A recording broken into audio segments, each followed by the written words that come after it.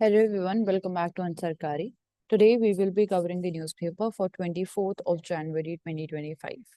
So first of all, we are seeing the relationship of Germany and India, Mazagon and ThyssenKrupp. They will likely be landing a 70,000 crore rupees of submarine deal. So project 75I उसके under ये basically covered है and it is aiming to build an advanced submarine which is equipped with AIP system, which is Air Independent Propulsion System, ताकि naval capabilities को enhance किया जा सके। तो keyword इसके अंदर यही आता है, इंडिया एंड जर्मनी का रिलेशनशिप जो कि स्ट्रेंथन हो रहा है with the defence equipments, defence ties के अंदर project 75I, then AIP system and Mazagon dock जो कि इंपॉर्टेंट रोल प्ले करता है। बेस्ट क्यों कंसिडर किया जाता है एआईपी सिस्टम को? क्योंकि बायो इथेनॉल स्टील टेक्नोलॉजी है, नेक्स्ट जनरेशन टेक्नोलॉजी है which is basically for conventional submarines. तो बायो इथेनॉल यूज करने की भी हम बात करते हैं, एंड जब बायो इथेनॉल यूज करते हैं देन इट जनरेट्स ऑक्सीजन जो कि सस्टेन करता है क्रू को एंड हेल्प भी करता है, लाइफ सपोर्टिंग सिस्टम की तरह भी काम करता है। तो it can provide basically submarines with up to 21 days of under water endurance. So nuclear submarines की जब कंपेयर करते हैं, nuclear submarines they have higher under water endurance and AIP submarines they cause less noise reducing the chances of their detection. So ये कुछ बोल सकते हैं कि कंपैरिजन है between the AIP system and the nuclear powered submarines उनके बीच में। Then next, ISRO's chief table 100th launched this month, PSLV, which is built by the private sector. So new ISRO chairman, उनके आने की भी बात की गई, एंड साथ ही साथ it is also focusing on areas which is including new chief, also including developing the launch vehicles, promoting the space sector, participation is increasing, then expanding India's satellite manufacturing and the deployment. So it was the 100th launch S Somnath, and basically PSLV sector में ये भी दिखाया गया है कि जो private sector है उनका रोल भी बढ़ रहा है। इन स्पेस के द्वारा हम प्राइवेट सेक्टर को एक विंडो देते हैं to take a step towards strengthening the India space capabilities, तो उसके लिए इम्पोर्टेंट हो जाता है। देन एड हॉक जजेस इन high court, when and how can they be appointed? तो सुप्रीम कोर्ट ने बेसिकली यहाँ पे क्लैरिफाई किया है under article 224A of the Constitution. So 224A, it is related to the appointment of judges in High Court. So it is also allowing for the appointment of ad hoc judges in the High Court, ताकि जो backlog issue है उसको address हम कर पाए। साथ ही साथ ऐसे जो अपॉइंटमेंट्स हैं they are also subject to specific criteria, जैसे कि chief justice of the concern high court का कंसेंट लेना जरूरी होगा, टेम्परेरी इन नेचर होगा ये employment, then also it is meant to elevate the pressure which is already existing on the overburdened court.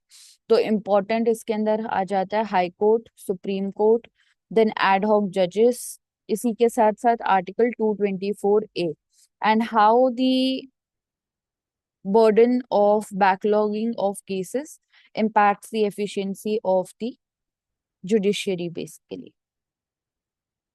जैसे कि दिखाया भी गया, if the High Court has vacancies of more than 20% of the sanctioned strength, and if more than 10% of the backlog of the pending cases is over 5 years, and आगे भी उन्होंने recommend किया that ad hoc judges they should be generally appointed for 2 to 3 years, with 2 to 5 ad hoc judges in a court.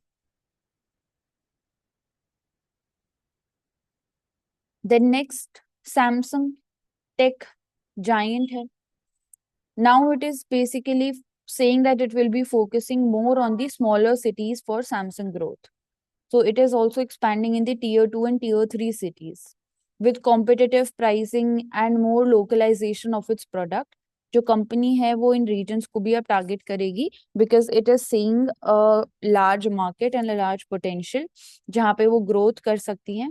तो कैसे जो technology है वो integrate हो रही है with the community even on the tier 2 and tier 3 city level, and जो growth है, जो डिमांड है, ये वो भी दिखाता है कि कितना बड़ा मार्केट एंड एक प्रेशियस चीज है जो कि इंडिया होल्ड भी करता है, जो कि एफडीआई को भी अट्रैक्ट करता है, एंड बेसिकली ये एक हब भी बन जाता है for emerging companies.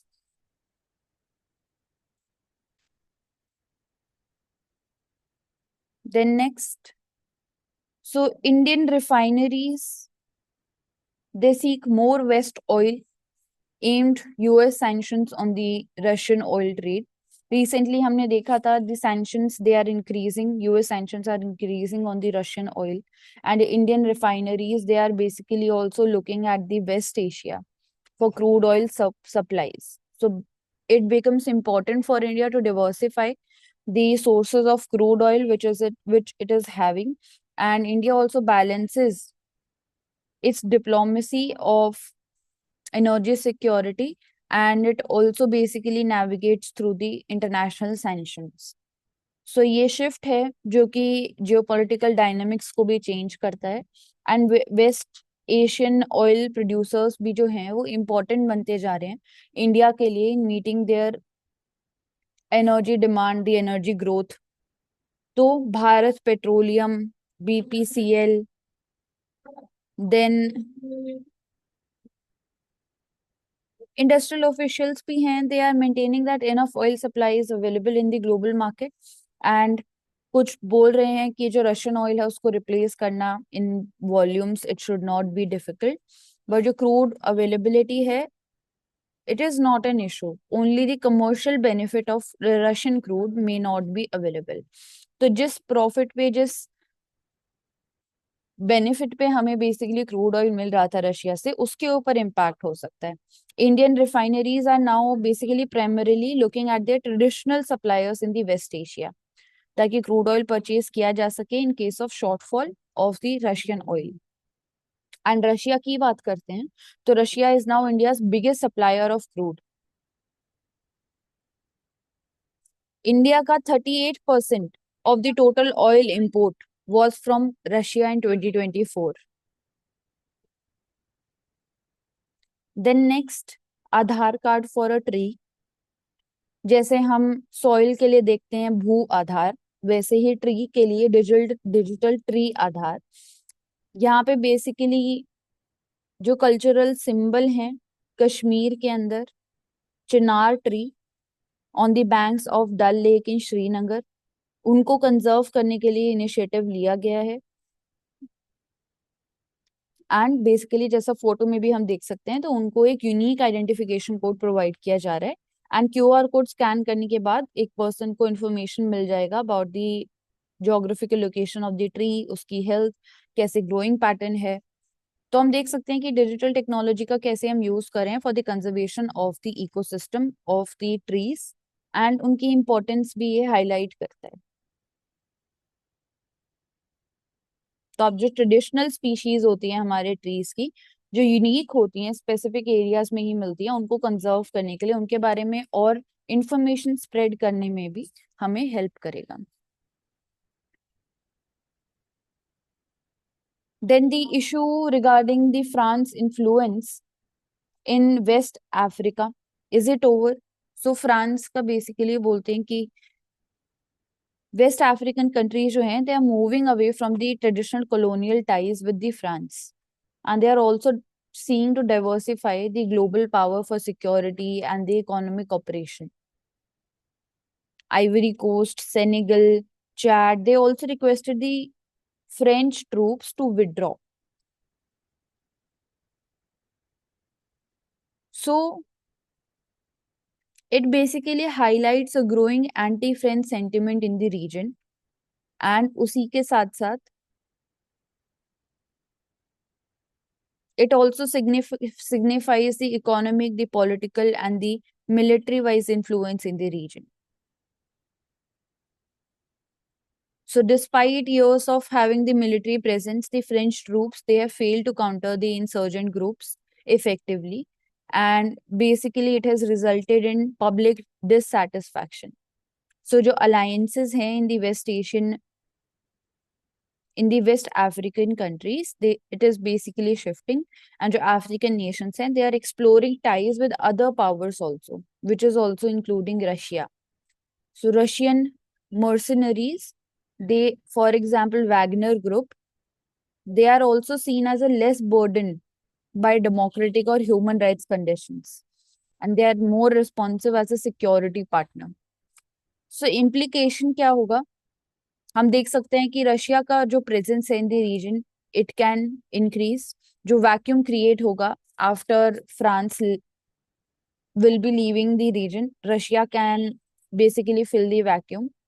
It will significantly play an important role in Africa's security landscape. Then European influence. ये जो फ्रांस का withdrawal होगा, it will mark a broader decline in the of regarding the involvement of the European powers, and it will also create an opportunity for different countries जिसमें China, Russia and कुछ regional players भी हो सकते हैं. जिसमें India की बात करते हैं तो India already economically humanitarian basis पे सपोर्ट करता है.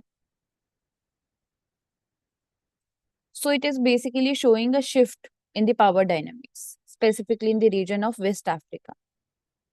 There is growing demand for alternative and diversification of partnership, of alliances, and coupled with the quest for regional sovereignty. Then Rhodamine B, the hidden dangers, global or local perspective पे. Synthetic dye है, which is utilized in the industries जैसे कि textile, paper industry, leather industry, and उसी के साथ साथ, so what are the hidden dangers which are associated with it? क्योंकि उसकी फ्लोरोसेंट प्रॉपर्टीज है, इसलिए उसका एप्लीकेशन बेसिकली बड़े लेवल पे होता है, but it is also use in consumable products which are posing a health risk, that are also causing DNA damage. It is leading to mutation, potentially triggering the cancerous growth. So rhodamine B, synthetic dye, and basically जो food products के अंदर इसका use होता है वो unauthorised use होता है, जिसकी वजह से हेल्थ कंसर्न इंक्रीज हो जाता है, जिसको कार्सिनोजेन बोलते हैं हम. That leads to cancer eventually. So health risk में basically DNA damage has been seen, cancer development, toxicity, level of toxicity increases in the organs. Then when it is used in the food products, so it basically enhances the visual appeal of the food. Visually, the sweets and the beverages, they seem tasty, but in fact they result being toxic for our organs. So क्या measures India के अंदर लिए जा रहे हैं? So food से related है तो Food Safety and Standards Authority of India, FSSAI, and साथ ही साथ जो स्टेट गवर्नमेंट्स है उनका भी रोल आता है. उन्होंने भी स्पेसिफिक इनिशिएटिव्स लॉन्च किए हैं ताकि इसका फूड प्रोडक्ट्स के अंदर बेसिकली जो यूज है उसको बंद किया जा सके. स्पेसिफिक एग्जांपल जैसे तमिलनाडु का भी यहाँ पे दिया गया. It has also strengthen the inspections and it is also working on curbing it's prevalence. International standards की भी बात करते हैं तो it remains legal. The use of rhodamine B remains legal for the industrial purposes, but control condition के साथ है. And food products के अंदर इसको बैन किया गया है. तो enforcement कैसे हम sufficient बनाए, उसके अंदर challenges create होते हैं. एंड साथ ही साथ क्योंकि लोकल फूड प्रोडक्ट्स में भी कई बार इनको यूज कर दिया जाता है illicitly, तो हमें पता भी नहीं चलता है, लेबलिंग भी नहीं होती है. So it also becomes difficult detecting the dye in the food products, क्योंकि लिमिटेड टेस्टिंग इंफ्रास्ट्रक्चर है. तो अवेयरनेस होनी चाहिए पब्लिक के अंदर about consuming the food items which are containing synthetic dyes. साथ ही साथ फूड सेफ्टी इकोसिस्टम को कैसे हम स्ट्रिक्ट करें, तो स्ट्रिक्ट पेनल्टीज भी होनी चाहिए वायलेटर्स के लिए, टेस्टिंग फैसिलिटी होनी चाहिए. एंड क्या ऑल्टरनेटिव हम प्रोवाइड कर पा रहे हैं, जहाँ पे सिंथेटिक डाइज को हम प्रोहिबिट करने की बात करें तो क्या हम नेचुरल डाइज प्रोवाइड कर पा रहे हैं. तो that arises as a Important question. Important Act, Food Safety and Standards Act of 2006 also becomes important. Then next, the many hues of blue. So blue horizon, blue colour की basically बात की जा रही है. कैसे कल्चरल और एक emotional significance है which is associated with the colour blue. So अगर हम हिस्टोरिकली बात करते हैं, indigo plant also becomes important. Blue जो है वो सिंबलाइज करता है divinity and royalty since ancient times. Egyptian artifacts में भी हमने देखा lapis lazuli which was used for Egyptian blue. Then contemporary art में भी इम्पोर्टेंस है, that is blue is basically employed to explore the themes of spirituality, themes of hope. So different artists के बारे में बताया गया है. So ये भी दिखाता है कि कैसे आर्ट को हम इंटीग्रेट करते हैं यूनिवर्सली, येट साथ ही साथ कंटेम्प्रेरी आर्ट में इवॉल्व भी होते रहता है, बट उसके साथ पर्सनल एसोसिएशन और एक कल्चरल एसोसिएशन भी हमेशा जुड़ा रहता है एक स्पेसिफिक चीज से.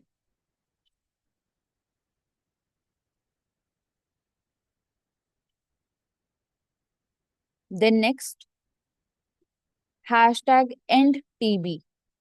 सो इंडिया का गोल है to eliminate TB by 2025,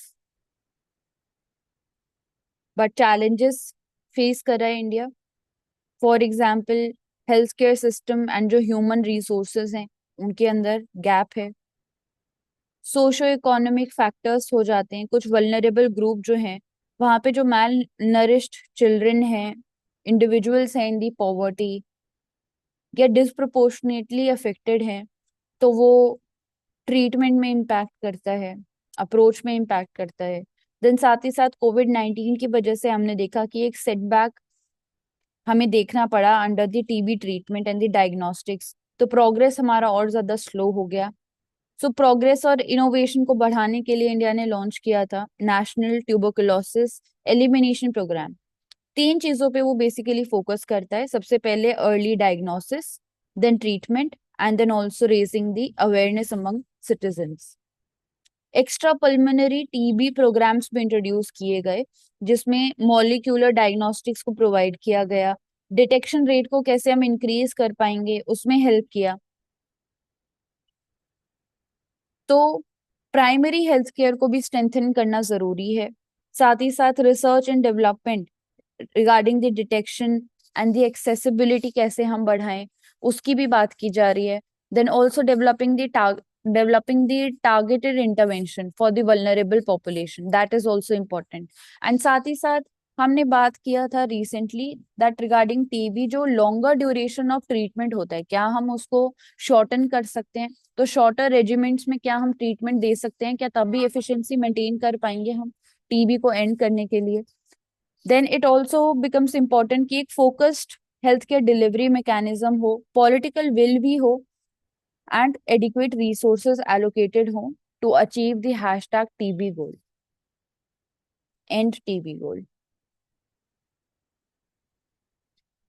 Then Election Commission of India, we recently saw in Mann Ki Baat by Prime Minister Narendra Modi that how Election Commission of India, it is basically integrating technology to improve its efficiency and transparency.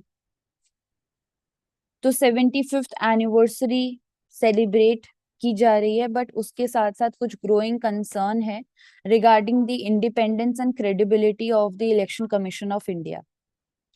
तो ये critic किया जा रहा है यहाँ पे basically by Praveen Chakraborty.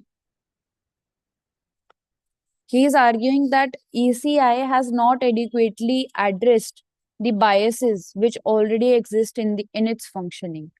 There are still challenges in the electoral rolls. For example, the issue of duplicate voters which are registering, insufficient verification. It has also raised questions regarding the integrity of the electoral system. So ECI's handling of the controversy regarding Maharashtra voter roll. It has also brought its decision making process under scrutiny. So ये दिखाता है कि legislative gaps भी हैं. There is a lack of defined process for the appointment of election commissioners. वो भी further complicate करता है पूरे ही सिस्टम के फंक्शनिंग को. तो क्या सजेस्ट किया है उन्होंने? सजेस्ट किया है कि एक ट्रांसपेरेंट अपॉइंटमेंट सिस्टम प्रोसीजर होना चाहिए for election commissioners. It is also talking about strengthening the financial and the administrative side of the Election Commission of India.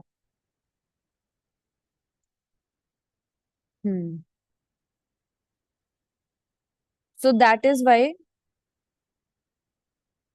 it becomes important कि जो कोर है हमारे डेमोक्रेसी का, दी वोटिंग, जो कि enable करता है एक पार्टिसिपेटरी गवर्नेंस को, उसके अंदर ईसीआई का एक इम्पोर्टेंट रोल है. तो कैसे हम credibility and transparency of ECI बढ़ाएंगे.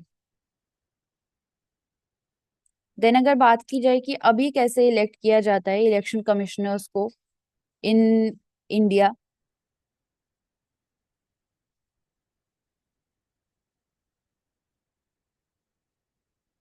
एंड कैसे हम डील करेंगे विद द चैलेंजेस जैसे कि इंडिपेंडेंस, कैसे रिफॉर्म्स लेके आएंगे regarding the appointment and the removal of the. तो ईसीआई की अगर बात करते हैं तो it is basically under the article 324 of the constitution.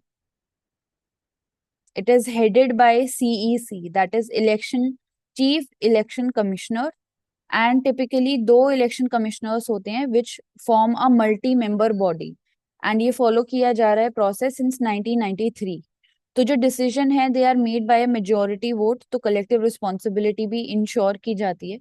जो appointment है वो president करते हैं on the central government's advice, जिसकी वजह से कंसर्न उठता है कि क्या एग्जीक्यूटिव इन्फ्लुएंस ज्यादा इंक्रीज हो रहा है in the appointment of the election commissioners. Then 2023 में रिफॉर्म भी लेके आया गया जिसमें सुप्रीम कोर्ट रूलिंग की गई, एंड वहां पे बोला गया कि जो अपॉइंटमेंट है they are now made by the president based on the recommendation from a committee which comprises three members, that is Prime Minister, the leader of opposition in the Lok Sabha, and also the Chief Justice of India. तो ये interim major लिया गया ताकि impartiality को enhance किया जा सके, and जब तक पार्लियामेंट जो है एक लेजिस्लेट नहीं करती है परमानेंट मैकेनिज्म, तो टेन्योर 6 years तक होता है until the age of 65. CEC को रिमूव किया जाता है by impeachment requiring parliamentary majority in both the houses. And election commissioners की बात करते हैं तो they are remove by the president on the recommendation of CEC. So potential vulnerability जो है वो इलेक्शन कमिश्नर्स के केस में बढ़ जाती है. तो पॉलिटी के पर्सपेक्टिव से ये सारे फैक्ट्स इंपॉर्टेंट हो जाते हैं. देन अ वीकर शील्ड, हमने देखा recent changes in the new administration of Trump in the US. So he has basically decided to withdraw. He has withdrawn from the global health and environmental agreements, which is including WHO and also Paris Climate Agreement. So WHO, it plays a critical role in the global health crisis. And weakening of its influence, it basically jeopardizes also the international cooperation. Exiting from the Paris climate and also reducing the support for the WHO, it not only threatens the region, but it also threatens the global efforts, which are basically working actively towards combating the pandemics and the climate change. So it also underscores the need for strong global institution. कैसे इन share challenges को हम address करेंगे, and क्या ये collaborative international frameworks productively काम कर पा रहे हैं, and how essential they are for the global health security. तो कोऑर्डिनेटेड रिस्पॉन्स के लिए, फ्यूचर क्राइसिस के लिए दे बिकम वेरी इंपॉर्टेंट. जैसे कि centre for disease control and prevention, CDC, it also depends on the netting centres so global health security, cancer prevention, ऐसे important चीजों के लिए एक पार्टिसिपेटरी अप्रोच रखना बहुत ज्यादा जरूरी है. Then is poverty being undermined in India? Question mark. तो क्या पॉवर्टी एस्टिमेट जो किया जाता है उनकी एक्यूरेसी है? After HCES, that is household consumption expenditure survey 2023, जहां पे रिपोर्ट किया गया that there was decline in poverty, but it raised serious debates regarding the methodology the survey followed. सबसे पहले तो जो डेफिनेशन है पॉवर्टी की in India, is it aligning with the present time, present need? So the definition of poverty in India, it basically needs to be updated ताकि contemporary realities को भी हम रिफ्लेक्ट कर पाए, जैसे कि रीजनल डिस्पैरिटीज जो एग्जिस्ट करती हैं. देन मेजरमेंट मेथोडोलॉजी को लेके चैलेंजेस उठे कि जो सर्वे का मेथोडोलॉजी है it is basically including the data collection and also sampling. तो क्या एक न्यूएंस्ड पिक्चर रूरल और साथ ही साथ अर्बन पॉवर्टी की हम कैप्चर कर पा रहे हैं? कैसे हम पॉवर्टी रिस्क को बेसिकली, जो पॉवर्टी रिस्क है, मिस एलोकेटेड रिसोर्सेज हैं, वल्नरेबल पॉपुलेशन है, कैसे पॉलिसी इंटरवेंशन हम करेंगे एंड ग्राउंड लेवल तक पहुंचा पाएंगे? तो क्या रिविजिट करने की जरूरत है पॉवर्टी मैट्रिक्स को एंड अलाइन करने की विद द इंटरनेशनल स्टैंडर्ड्स, जैसे कि यूएन का मल्टी डायमेंशनल पॉवर्टी इंडेक्स? सो की टेक अवे इस पूरे आर्टिकल से हम बोल सकते हैं कि डेटा कलेक्शन जो है वो एक इम्पॉर्टेंट रोल प्ले करता है, सबसे पहले एक इमेज क्रिएट करने के लिए regarding the status of the society, and साथ ही साथ फिर उसी के ऊपर डिपेंड करता है पॉलिसी इंटरवेंशन. तो एक्यूरेट पॉलिसी मेजरमेंट जो है वो इट बिकम्स इम्पॉर्टेंट ताकि टारगेटेड पॉलिसी इंटरवेंशन हम कर पाए. एंड कैसे हम इसको मॉडर्नाइज कर सकते हैं तो वो हम आगे आने वाले टाइम में देखेंगे भी. जैसे कि डिफरेंट मेथोडोलॉजीज की भी बात की जाती है इंडिया में, जैसे कि Rangarajan methodology, then methodology by NITI Aayog. So कौन सी मेथोडोलॉजी बेस्ट है एंड क्या उनके अंदर हमें अपग्रेडेशन करने की जरूरत है? पहले ये भी क्वेश्चन उठाया गया था कि हमें टोटली एक न्यू मेथोडोलॉजी की जरूरत है, बट हम कह सकते हैं कि जो ऑलरेडी एग्जिस्टिंग मेथड्स हमारे पास हैं उसी में ही हमें अपग्रेड करना चाहिए, aligning with our needs and the regional disparities, the challenges which we are facing. Then gig workers, तो social security code becomes important. Government also plans to implement the social security framework, जिसमें जो gig workers हैं उनको भी basically एक platform दिया जाएगा.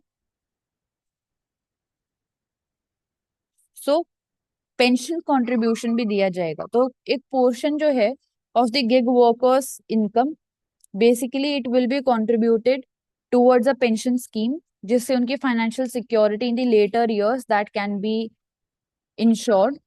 Then platform जो प्रोवाइड किया जाएगा उसके थ्रू कंपनीज जैसे कि Uber, Zomato, they will also facilitate the reductions and they will also ensure the compliance with the scheme. But implementation becomes important, जिसके लिए एक डिजिटल इंफ्रास्ट्रक्चर की जरूरत होगी. एंड साथ ही साथ जो ये प्राइवेट कंपनीज हैं, जो गिग प्लेटफॉर्म्स हैं, इनका कोलैबोरेशन जरूरी हो जाता है. तो की एस्पेक्ट बन जाता है ये सोशल सिक्योरिटी प्रोवाइड करने में.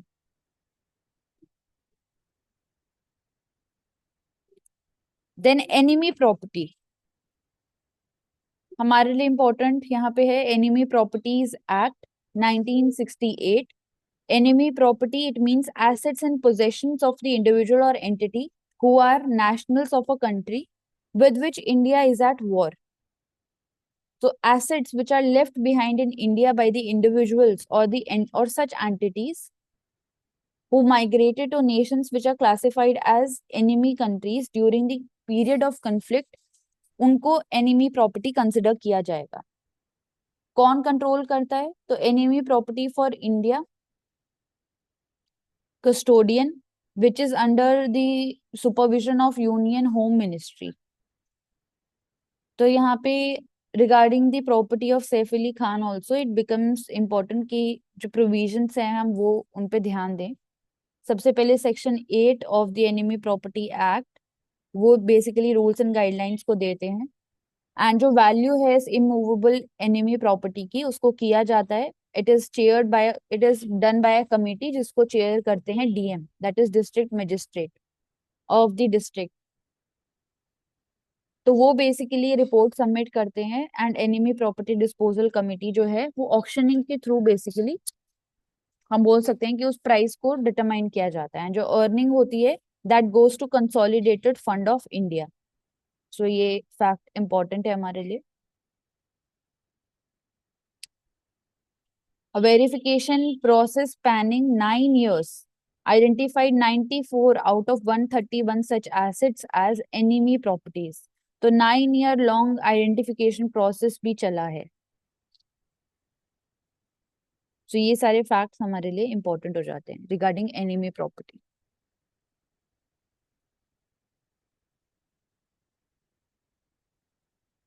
Then loudspeakers are not essential part of any religion, says the High Court. So Bombay High Court has ruled that जो यूज होता है लाउड स्पीकर्स का, it is not an integral part of any religion and कैसे जो religious practices हैं they must not infringe upon the public order and the safety. तो right to practice religion है but it does not include that they will be using amplifiers and specifically जो public piece है उसको आप disturb कर सकते हैं। तो important act article 19 and article 25 of the constitution. But हम क्या कर सकते हैं, तो हम इसमें बोल सकते हैं कि different religious entities they can basically collaborate और एक स्पेसिफिक नॉइस लेवल पे वो पहुंच सकते हैं कि हम यहाँ तक यूज करेंगे उसको। क्योंकि एक स्पेसिफिक, जैसे कि जोन्स को भी बताया गया, अगर नॉइस लेवल एक स्पेसिफिक डेसिबल के ऊपर है तो उसको नॉइस पोल्यूशन की तरह डील किया जाएगा। एंड नॉइस जो कि एक मेजर हेल्थ हजार्ड भी है वेरियस एस्पेक्ट्स में।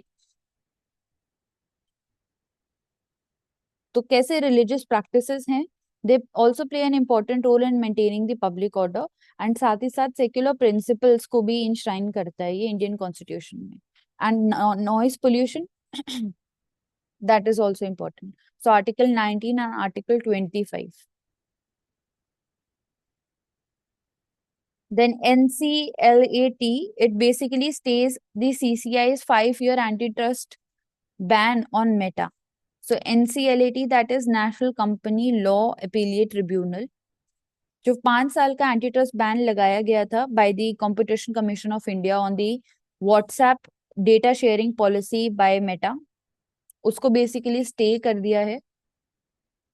सो वायलेशन हुआ था regarding the competitive norms by compelling the users to share their data with the Meta. तो पॉलिसी कंसर्न्स भी रेज हुए रिगार्डिंग डेटा प्राइवेसी, क्या पोटेंशियल अब्यूज हो रहा है, जो मार्केट डोमिनेंस वो पोस्ट करते हैं।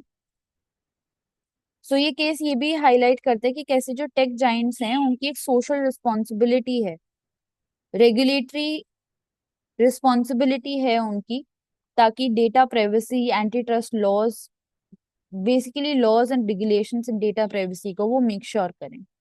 सो रेगुलेटरी बॉडीज जैसे कि NCLAT, competition commission of India, इनका इंपॉर्टेंट रोल आता है इनको अकाउंटेबल रखने के लिए।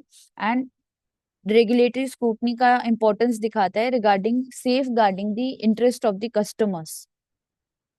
एंड इनोवेशन को भी वो स्पेस दे रहे हैं, साथ ही साथ कंज्यूमर इंटरेस्ट को भी अपहोल्ड कर रहे हैं।